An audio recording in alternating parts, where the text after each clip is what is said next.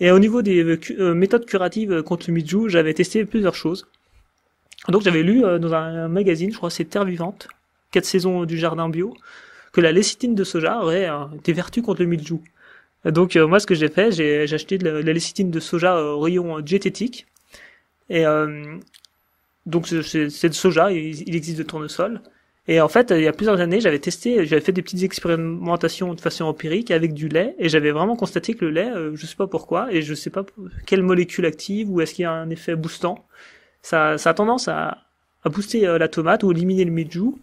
Donc au niveau préventif, après chaque pluie à partir du mois de juillet, fin juillet, début août, je mets un peu de lécithine de soja plus de lait.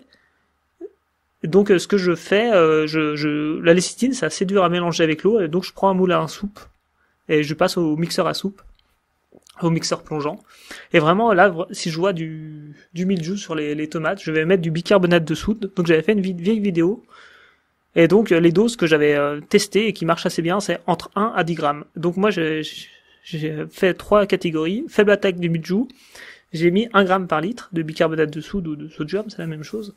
Et déjà ces doses-là, on a un effet à 1 gramme. Et pourquoi je vais pas au-dessus de 10 grammes par litre, ou je mets pas directement à 10 grammes par litre, c'est une histoire de dose, que tout est poison, et au-dessus d'un certain seuil, le bicarbonate de soude est toxique pour la plante.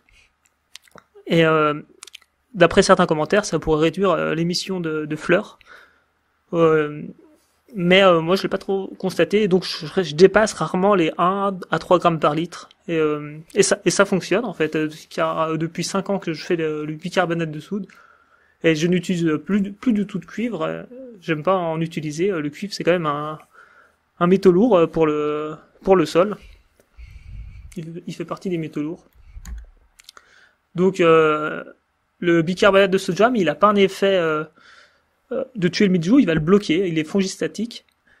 Alors qu'est-ce que j'ai marqué, il faut choisir une granulométrie assez fine pour le bicarbonate de soude, sinon il est dur à se dissoudre, il faudra faire chauffer un peu l'eau.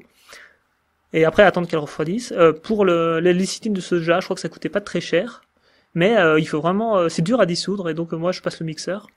Et au niveau du lait, là, ce qui m'embête, c'est que j'ai pas d'explication, je sais pas pourquoi ça fonctionne, mais ça a l'air de fonctionner. Je sais, on peut le faire pour l'oïdium, ça a une action également sur l'oïdium, moi je le fais sur les courges.